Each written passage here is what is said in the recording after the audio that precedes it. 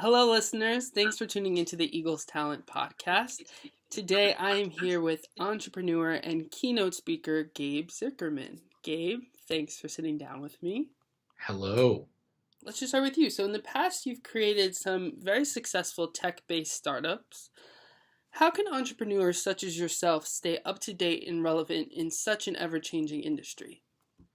Oh my God, such a difficult thing to do. So I'm 45. I started my first tech company when I was 16 years old. Wow. And graduated from grad school when I was 21. So just creating a little bit of like context for that. I've been in this industry, for a super long time. And one of the characteristics of the tech business, which I think is somewhat unflattering, that people are always expected to know the answer to things. So you're taught fairly early on that when somebody brings up a technology or somebody brings up an idea or somebody brings up a framework or something more technical, that you're expected to just know what that's about. You're supposed to stay on top of absolutely everything that's going on. And I think, and this is part of my kind of message with Failosophy, I do think at a fundamental level, it's important for tech entrepreneurs, for everybody in the ecosystem, to be able to say, you know what, I actually don't know the answer to that question, Right. or I don't know what you're talking about, or maybe this makes me look stupid, but how does the blockchain work? And be able to answer those questions and distill them down.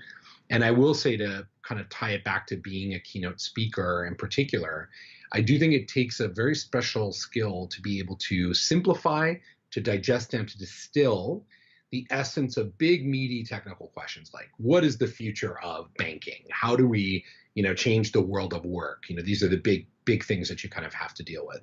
And so, just as a general rule, I think the important thing to do is, to understand whether or not you know or understand something. Be honest about your ability to, answer that question. And if you're in a position where you have to help people understand it, distill it down, stay away from jargon, engage people with the future. Right. And also, I think just from a personal level, when it comes to growth, it's really the only way that you can really grow and evolve is by saying, I don't know, but this is how I'm going to find out, and asking questions. Yeah, interrogation, asking questions is really super important. One of the other things in, that's sort of meta about the Failosophy work that I've been doing, which is, helping people learn to succeed, helping organizations succeed by failing better. That's making failure work better for you, is the sort of essence of the work. And one of the things that you realize is like, people not knowing the answer to a question, many people view that as a failure. Like as a tech founder, if you don't know how the blockchain works, that's a failure and you're a loser, Right. and you don't know what you're doing. And so there's one level, which is to say, I don't know, and to be able to ask questions. And then the second level is to say, I'm willing to take a risk because this thing is interesting or important or meaningful to me. And in both of those cases, I'm comfortable with the idea of not being right and of having egg on my face and finding out that things didn't work out. Right. And so it's, that's a long, complicated thing for people to be able to do, but it's definitely essential in tech and any other industry. Absolutely. And we are going to dive into philosophy and just, the concepts and techniques of failing in this podcast. But I will say, just sort of, watching your keynote and reviewing Failosophy, and just, it's so interesting because the concept of failure is so subjective, right? I mean, one person's failure could be another person's success. Yeah. So I just think it's such an interesting concept, and the way that you tackle it is very unique and interesting. Thank you. I love being interesting. But I just on that specific note, one of the things that I talk a lot about in Failosophy is these myths. There are these myths and cognitive biases that make it difficult for people to be pro-failure, that get in our way. And they're longstanding. I would talk about them all day. But one of the ones that drives for me is a kind of linguistic limitation. It's a big one, which is that in English and in most of the languages that I speak. How many languages do you speak, by the way? 5. Oh, 5. Wow. The failure, I got the benefit of having immigrant parents, so I got a couple from that mix, right? But so failure and success are viewed as mutually exclusive states in our language. So something is either a failure or a success, this subjective analysis of the previous circumstance. And even I, use this language because it's so baked into the way that we think about Right. things. But what you start to find when you research failure and you look at high performing organizations, high performing individuals, particularly in sports, the arts, the business, politics, the military, what you find is that those people understand that failure and success are coexisting states, Hmm. that every success they've ever had has had failure baked into it, and every failure they've ever had has had success baked into it. They don't exist separately. They Right. exist together. And that is a fundamental kind of like, let's call it bias in our language. And if you can start to kind of like reprogram your brain and rewire it, Hmm. then you'll start to see like, oh, you know, it's it's both subjective but also irrelevant to categorize things as one or the other because they all have elements of both. Every Right. every circumstance you find yourself in does. And I thought it was so fascinating in your keynote you brought up Michael Jordan, who's viewed as one of the most successful basketball players of all time. But he Yeah. was so aware of all these times that he's, quote unquote, failed in his career.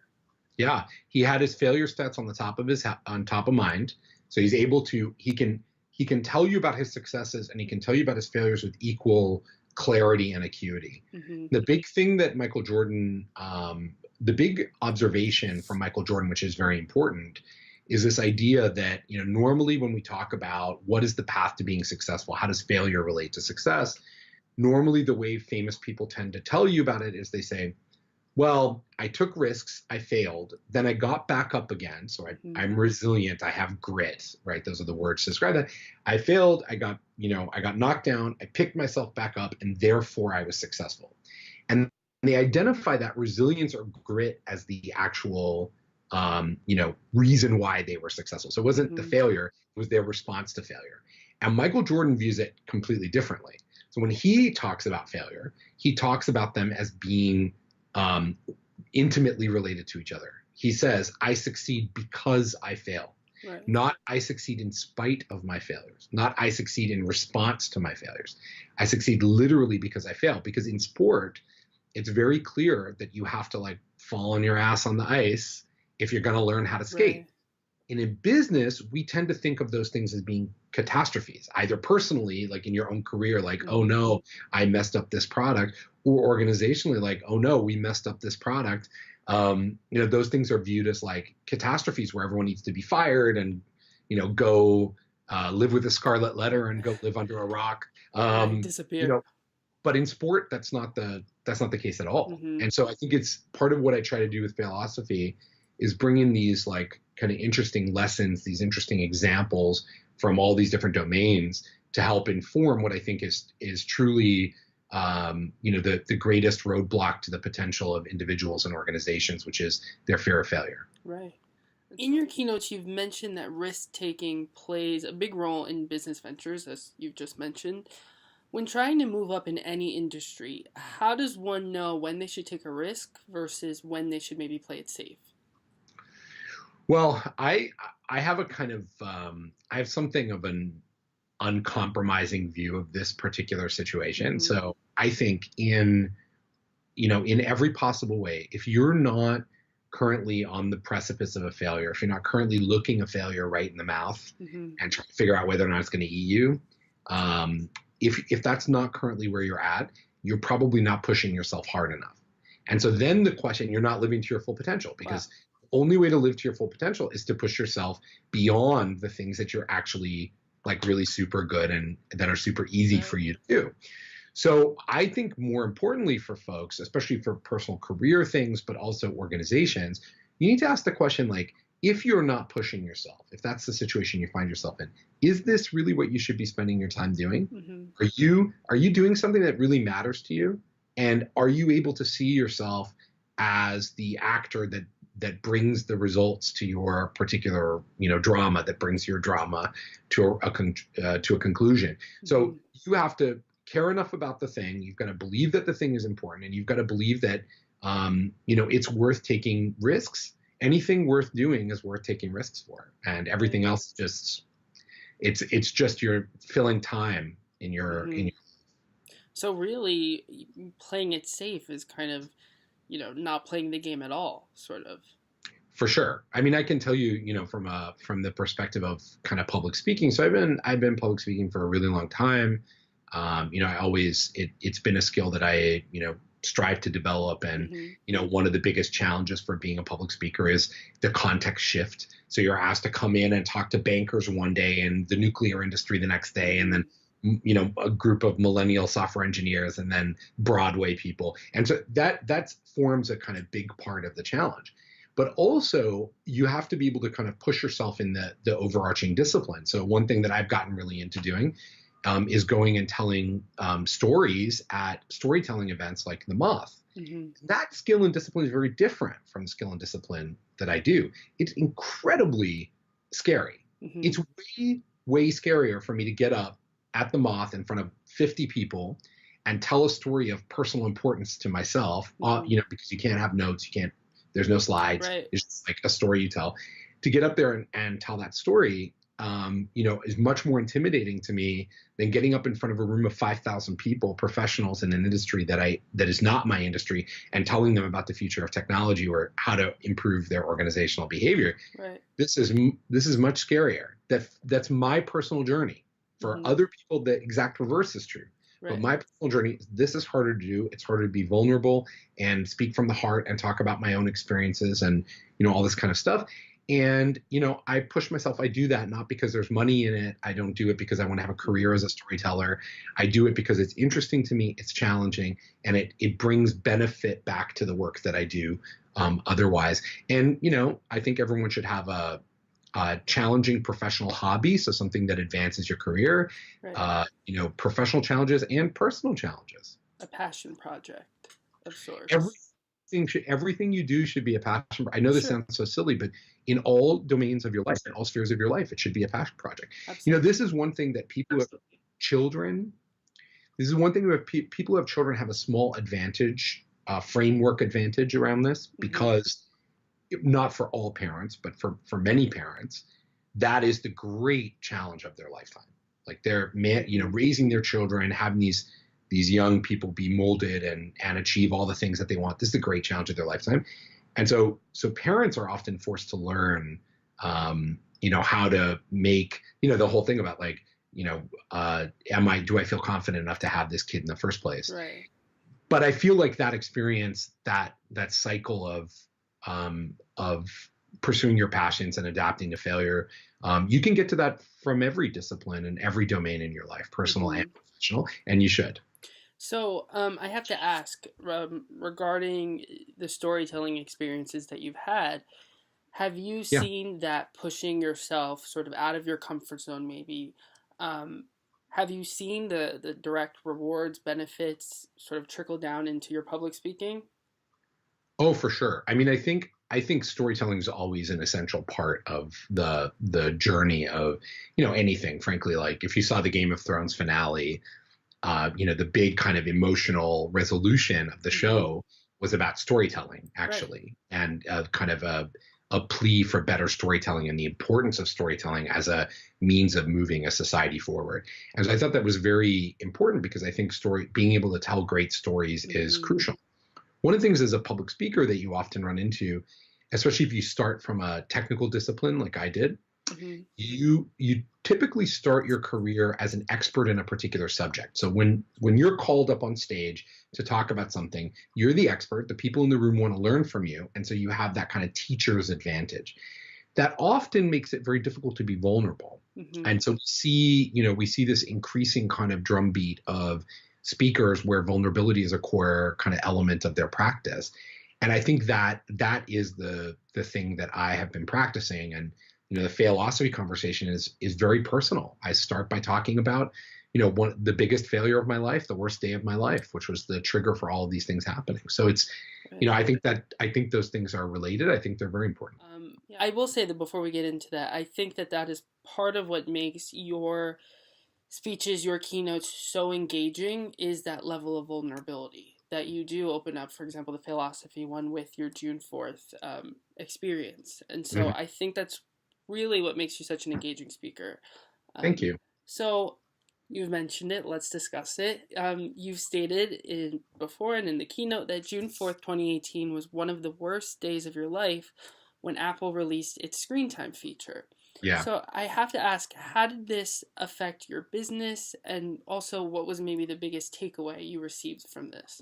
Yeah, so I had started a company about 3.5 years ago with friends called Onward, and our focus was on people's kind of tech addictions. We Mm-hmm. saw, people just being obsessed with their phones and getting really like worked up about it. And so we said, okay, can we bring science? Can we bring behavioral science to solve this problem? And over the intervening 3 years, I raised $3.5 million from major VCs and friends and family. I recruited friends from around the world to come work for me. I went on, I was on television multiple Mm-hmm. times on 60 Minutes. I really had, become the kind of most vocal sort of face of this particular effort, and I had put all my eggs in that Mm-hmm. basket because that's how I do the things that I do. And when Apple made this announcement, they and to be fair, I fed them a lot of data along the way to that announcement. So in some ways, it felt like a kind of betrayal, but they have their own reasons. At that moment, I realized like, oh, things weren't going to work out, and there were lots of issues, but Mm-hmm. this one just basically killed the company. So that announcement of a competitive product, if you follow the Apple tech ecosystem, they don't countenance competition very well Right. in their app store. So we knew that that was basically the end of the business. And so I had to start doing all the things that you do when you wind down a company: Mm-hmm. fire people, tell investors it's not going to work out, all the different kinds of things that you do. And it's a very complicated process. But the thing that I noticed, and the thing that really kicked all of this off for me, the fact that I really felt terrible. I felt like the lowest I've ever felt before. It just felt really awful. And I started to Right. think, okay, when have I felt this before? And what I realized is I've been a serial entrepreneur basically all my life. I was 16 when I started my first company. Mm-hmm. Since in total, I've started 6 companies, of which, 2 are reasonable successes. One, the jury's still out, and 3 are failures, big failures. Right. And the thing that struck me was like, okay, it's been about 30 years since my first startup failed, but I don't feel any better. I'm not any better at failing today than I Mm-hmm. was when I was 16 years old. I'm having the same emotional reactions. I'm Right. like feeling the same way. And it's very weird, for somebody who loves learning as much as I do, to realize like, oh, I don't think I've learned anything in 30 years about failure. And that's Right. actually what triggered this whole process with Failosophy. It was like, anything I've practiced for 30 years, I've gotten better at, Right. except this. Why is this a thing that I can't, a thing that I can't seem to Shake. move? So Wow. yeah, so that was really the whole. I do have to ask because you something that you just said, which I thought was interesting, with was when you were referencing your startups and the businesses you've created. You said 2 were a success, 1 the jury's still out. Yep. I guess I have to ask, how does, and it's sort of a personal thing because it's somewhat subjective, as we mentioned before, but how Mhm. does someone like yourself gauge success versus failure, or maybe saying, well, I'm not sure if that one is a failure or success yet? Well, yeah. So I think this goes to your kind of previous question. So I'm using a sort of shorthand in that description. Mm-hmm. My own view of these things is very different. In fact, Mm-hmm. one of the questions that I ask, one of the questions that I ask people to think about in my workshops and in my speeches, one of the things that I ask people to think about is I ask them to think about what is the failure in their life that they're most proud of, which Mm-hmm. is a weird framing for this Right. conversation, but we just get the kind of language. What is the failure they're most proud of? And my answer is Onward, this startup that I had to shut down, because every single our research was really important and shifted the conversation, shifted the state of the art. Every person that I've hired has gone on to bigger and better things. Of the 10, 11 engineers that we had, like 2 of them have gone to work at Google. Wow. Um, so it's like everyone has moved in a positive direction from this initial, this sort of initial struggle. So I only say that from through the kind of pure prism of, did these companies generate a return? Mm-hmm. Have they produced a return? Have they delivered cash back to their investors? Have Right. those investors earned more than they put in? That's the very simple description that I'm using right here for success Mm-hmm. and failure. But I view all of them as being both. Right. And I could talk about it all day. There's so many things about each one of those that was both a success and a failure. Right. But like, Right. I'll tell you, like, even um like even with this one, with Onward, as I mentioned, you know, can it be a failure? Can something be a failure financially and also help 50,000 people with their tech addictions? Yes, it can. Right, I'm living absolutely. if it's possible. So, it's not about finding the silver lining. It's not about being Pollyanna. In fact, Hmm. part of my advocacy work is that we change the way we think about failure. We make failure positive instead of negative, rather than pretending it's not a failure. And that's part Right, of why I still use the language, because I think it's important to be okay with that. absolutely. Your latest project, which we've been discussing, Philosophy, it focuses on teaching others how to succeed by failing better, using different tools and techniques, some of which you've mentioned. You've also mentioned that part of the problem is that many people don't know how to fail, which I Yeah. find fascinating. Can you Yeah. explain sort of what you mean by that and how your program relates to this issue? Yeah, so look, we use a lot of language about failure, particularly in the tech business. Fail up, fail fast, fail often, whatever. The old Facebook adage, move quickly and break things, they used to have as their motto of the organization. So there's a lot of like kind of lip service to the idea of failure, but in practice, it's hard for people to know, what does that mean? What does it mean to fail up? What are we Right. talking about? Say that, right? And so one of the things that I think is very important is to look at examples of organizations and individuals that have a different attitude towards it, that have found a way to make failure into a workable idea and possibly even a positive characteristic. Right. Like, one of my favorite examples is Netflix. So Netflix, the founder of Netflix, Reed Hastings, was interviewed on CNBC, and he was asked by the interviewer, like, the interviewer was like saying, "Oh, you guys have produced all these amazing shows. Like, you're doing so well. You're not even having to cancel stuff. You're crushing the content game." And Reed was like, "Well, no, actually, if we're not canceling enough shows, if we're not canceling a lot of shows, that means we're not taking enough risks." Right. And this is really like a head scratcher. Like, Mm-hmm. you'd be hard pressed to find many organizations that would be able to say that. Right. And then when you dig in further, you find that the cancellation rate is a key performance indicator, it's a KPI at Netflix that's managed up, not down. Mm-hmm. So they want that number to be higher. They It's want to do incredible. things that set themselves up to fail like that. And that has been a core element of the success of that company. They're Wow. willing to do like just the weirdest stuff, the most edge case stuff, and not be afraid of, and not be angry Mm-hmm. about letting those things go. So this is the kind of thing that I want to bring to all organizations. Mm-hmm. Like, we should have a KPI for failure that's positive. Right. And Netflix is such a good example too because it's their thought process, their business model is so unique and sort of kind of out there when you first hear it. It makes Well, you think twice, but they're also so successful.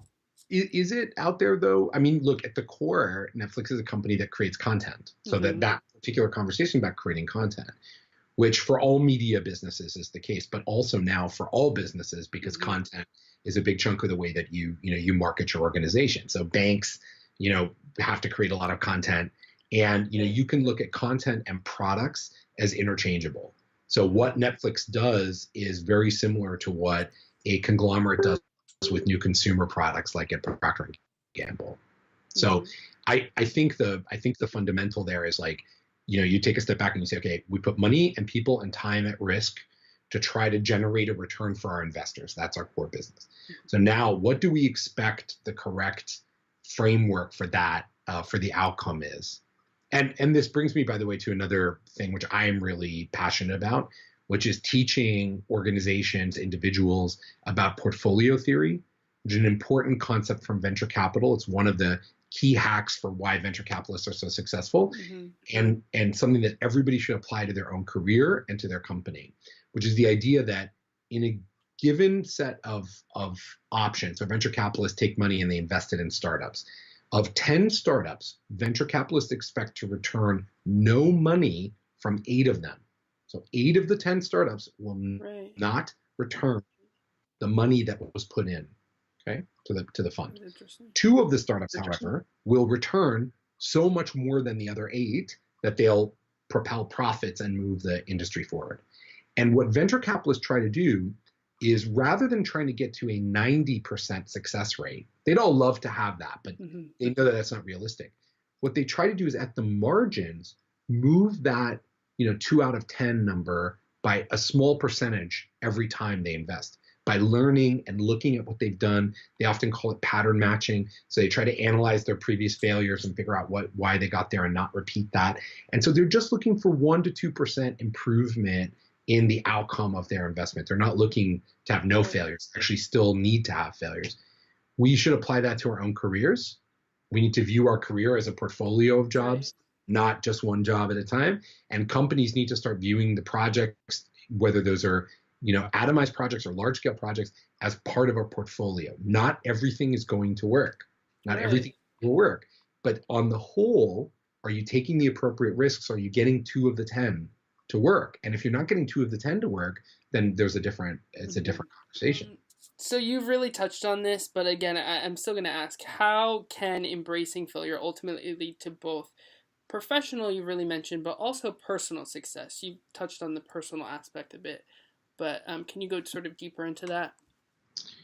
Yeah, I think so, so one of the things I've done is I've analyzed the trajectories of a lot of really famous people, a lot of really successful people. And I'm doing a kind of series called Let Me Fix That Bio For You, which is basically like the true story of people's failures on their road to success.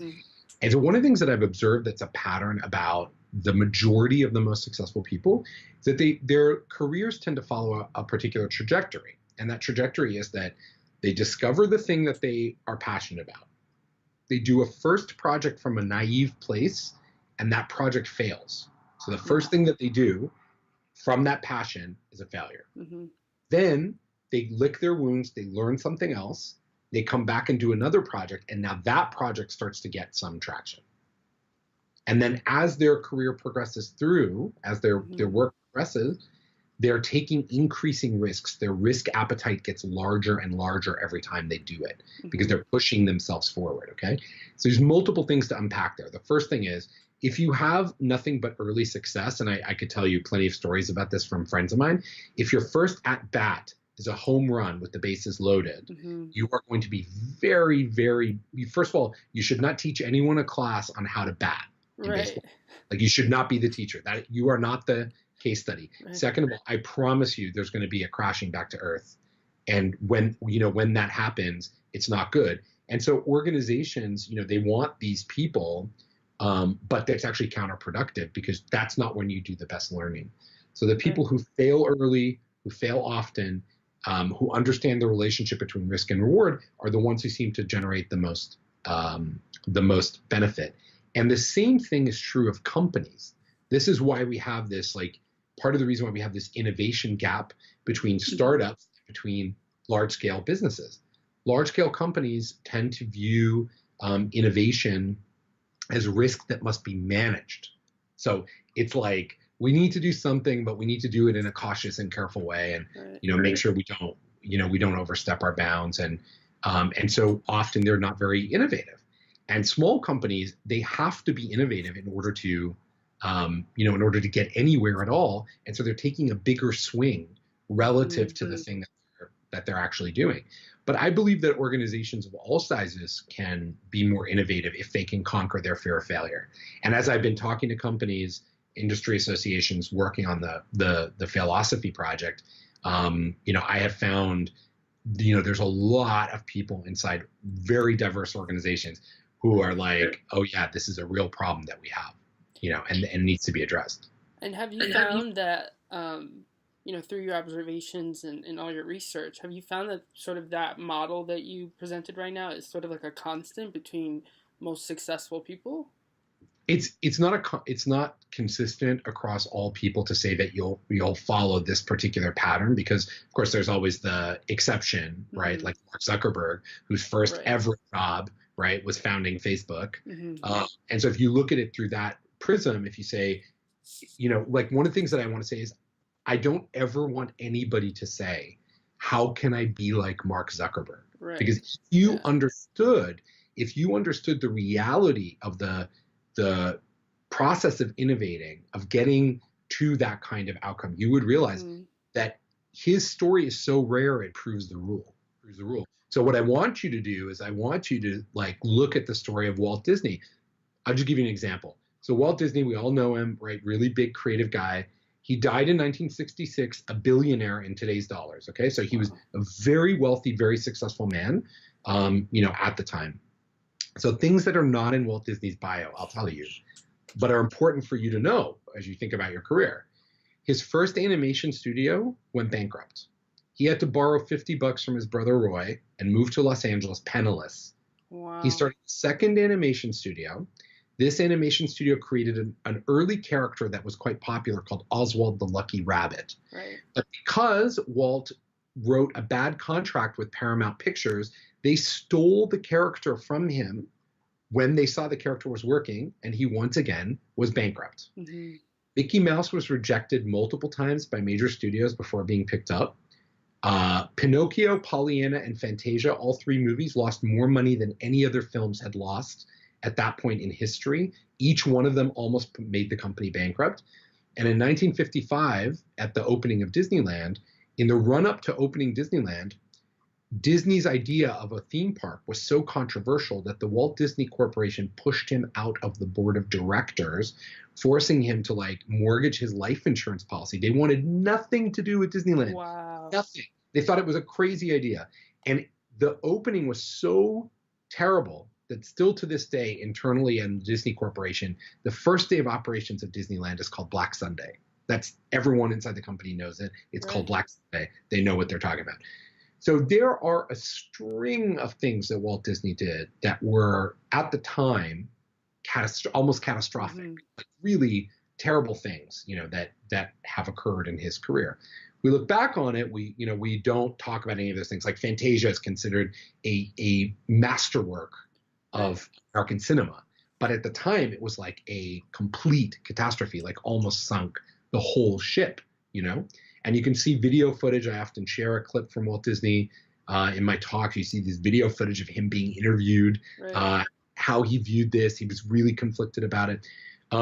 The bottom line is like, that's the reality of the vast majority of really successful people looks more like Walt Disney than it does like Mark Zuckerberg. And so what I want everyone to do is I want everyone, organizations, individuals, associations, governments, the military, I want everybody to look at these examples and say, how can we make ourselves more pro-failure like Walt Disney? Mm-hmm. How can we make ourselves take the risks, the kind of risks that he took? Absolutely. That's so insane to me that none of that is mentioned in his biography. It's not in his official bios. If you go to the Disney Corporation, it's not in the official bio. If you go to the Walt Disney Fan Club, even, it's not in the official bio. It's not, they don't hide these facts. Mm-hmm. These facts exist. They're easy for anyone to find. But the point is you have this kind of like whitewashing of successful people. And that also contributes to our poor attitude towards failure. Because what we're observing is these successful people telling us how they got there, mm-hmm. and they kind of minimize the history of their failures. And so what are we supposed to learn from that? Right. And so one of the lessons that the other lesson that I try to, and by the way, that idea actually has a name. It's a cognitive bias. It's called self-enhancing transmission bias. And it means that you basically go back and rewrite history to make yourself look better. Okay. So I think one of the interesting things about this particular idea of, not seeing the true story of these folks is I don't think people should really, I don't think most of the people who peddle success mantras mm-hmm. and strategies for success, if that strategy is rooted in anything but a slow grinding process of failure mm-hmm. and learning that results in a good outcome, you should ignore that advice. Right. There's no good advice that comes out of that. Anything but that. And I mean, a testament to what you said. It's like just the whole whitewashing is so harmful to our societal view of. I mean, it's like feeding into this notion of how we all view failure and success. I have mentored literally thousands of entrepreneurs. I was the director of an entrepreneurial accelerator called the Founder Institute in New York for many years, and mentor all over the world at many Techstars whatever, Y Combinator, Mm-hmm. Founder Institute, blah, blah, blah. So I've seen many startups, and I can't tell you how often these entrepreneurs, first-time entrepreneurs, they're patterning themselves after Zuck. Mm-hmm.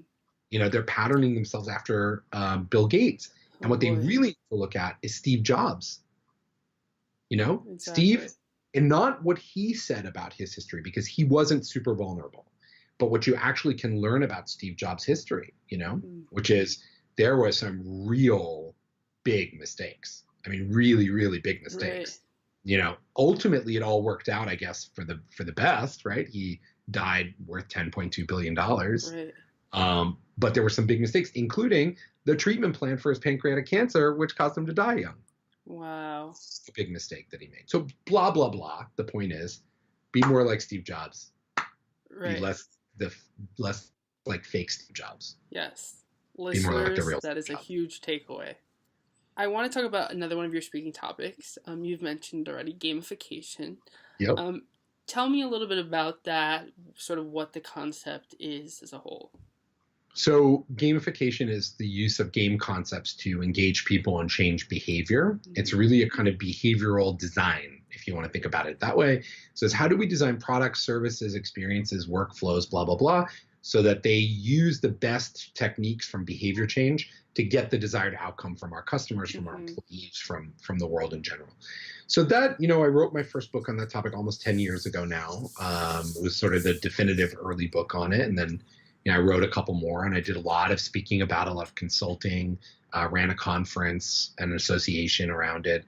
So I've spent the better part of the last, decade, being the advocate for this concept of gamification.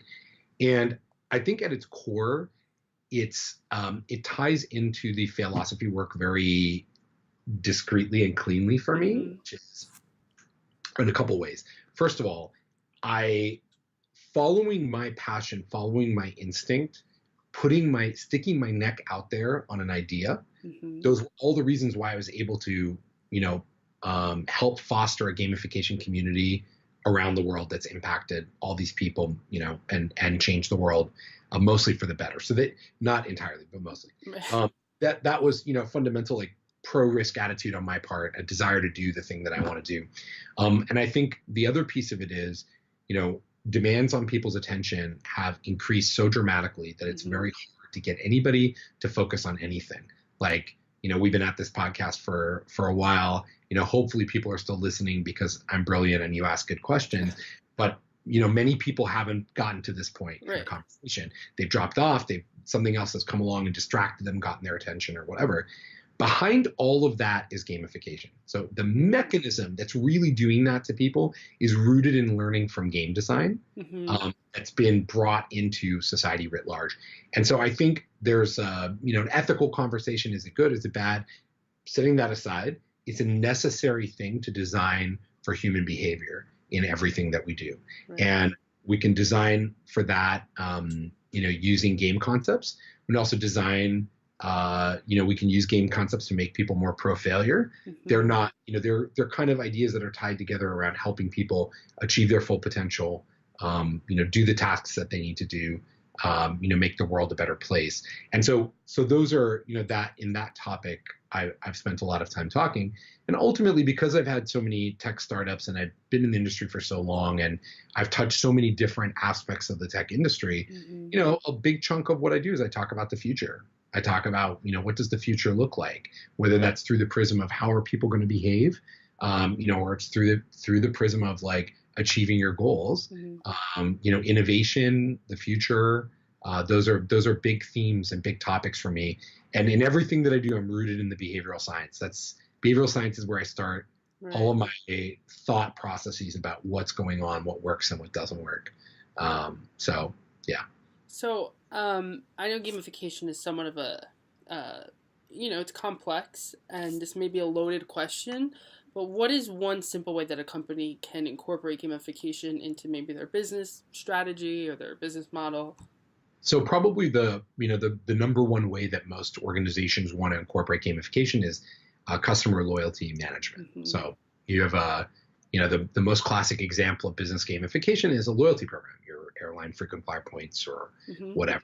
And there's an article today in the Washington Post that I contributed to about how Amazon has gamified the warehousing job, the job of employees going in the warehouse.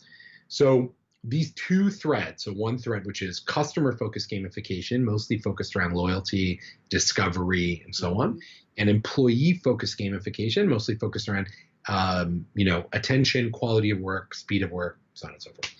And ultimately, they both coexist, and they're both interesting. And most of the businesses that have been the most innovative with behavioral design have done a little bit of both, or focused on both of those things. So to distill it down even further, one is to cut through the noise and the clutter. So you're using these techniques to get people's attention and keep it. Right. And the second thing is to make boring things or things that are high in drudgery, make them more engaging so that people want to do them more. Mm-hmm. It's the two. Those are the two kind of core things that you're trying to do, whenever you're gamifying. Right.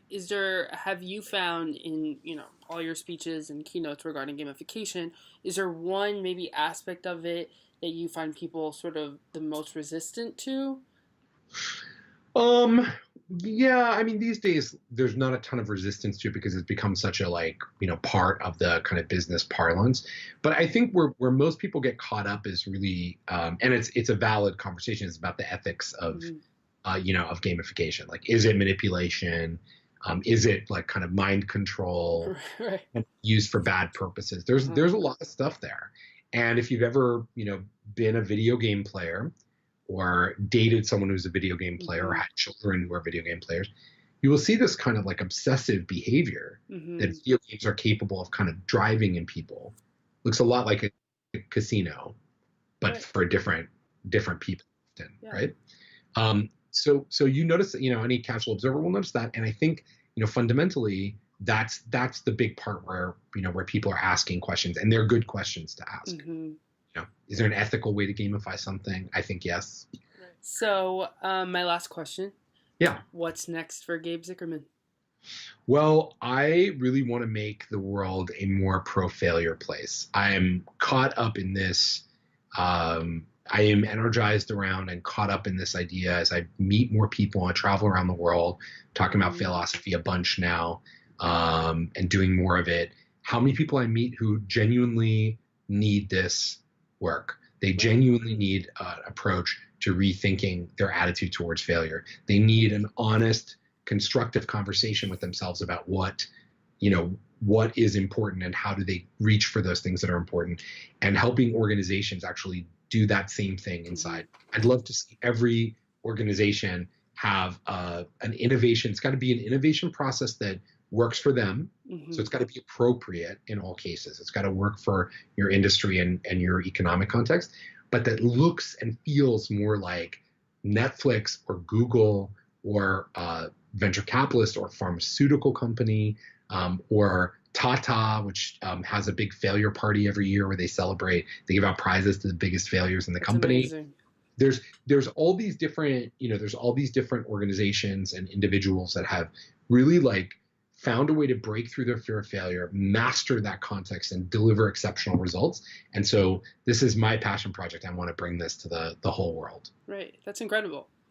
Thank you. I will say, I think that anybody who is maybe suffering from crippling fear when it comes to fear of failing, even in business or in their personal lives, I think that they could really benefit from your keynotes, your speeches, because you really sort of break down fear in a way that is not fearful, I guess.